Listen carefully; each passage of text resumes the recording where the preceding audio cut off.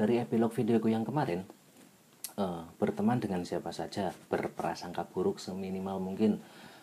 Kalau dijahatin, ya udah sih, maafin.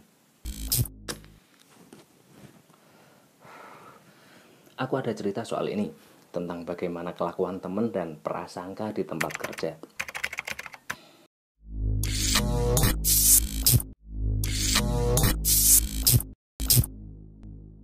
Aku pernah ada kejadian kunci motorku hilang. Terakhir diingatanku, kunci motor tak taruh di meja, tempat biasa aku nongkrong sebelum aku bekerja.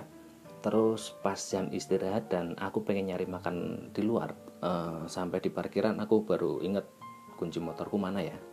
Tak cari-cari di meja tadi, di kantong, di tempatku kerja, di meja kerja, nggak ada. Panik gak? Panik gak? Panik lah, masa enggak? Nggak tahu udah tak masukin kantong atau belum, tapi ya udah, namanya juga hilang.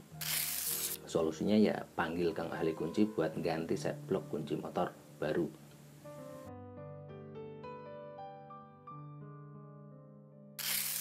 Lalu belakangan setelah beberapa minggu, pas waktu kunci motorku hilang, sebenarnya kunci motorku itu nggak benar-benar hilang atau jatuh di suatu tempat. Waktu itu kunci motorku emang ada di meja, tempat biasa aku nongkrong sebelum jam masuk kerja. Ada salah seorang temen yang emang sengaja ngambil dan ngebuang kunci motorku. Nggak tahu si kampret ini motifnya apa, kok bisa dengan sengaja ngambil dan ngebuang kunci motorku. Nggak perlu tak sebutin namanya Soleh kan, nggak ada juga yang namanya Soleh. Kalau orang-orang yang soleh nggak ada juga sih. Oh iya, semoga aja info ini valid, karena yang ngasih tahu aku kalau kunci motorku itu diambil dan dibuang adalah orang yang tak anggap cukup bijak dan bisa memposisikan diri, Pak Burhan. Tentu bukan nama yang sebenarnya. Pak Burhan ini karakter fiksi yang selalu tak pakai buat gambarin orang-orang yang nggak mau disebutin namanya di cerita-ceritaku.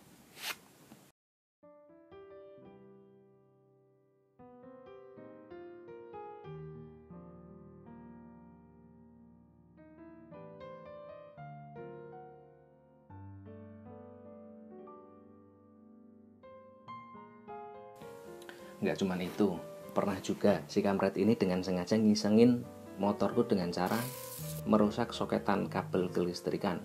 Ini yang ngasih tahu juga Pak Burhan. Beberapa kejadian lagi seperti baretan di bodi motor, cacat di karburator, dan bagian dalam helm yang ditumpahin es campur.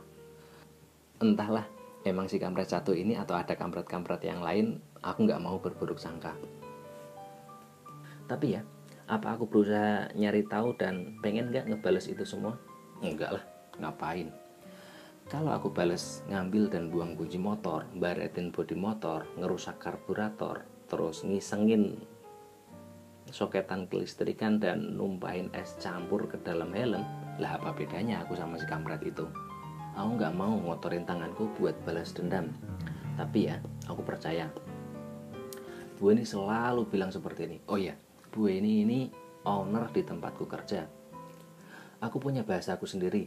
Kalau Bu ini bilang tabur tuai itu pasti, aku bilang hukum karma itu nyata dan pasti.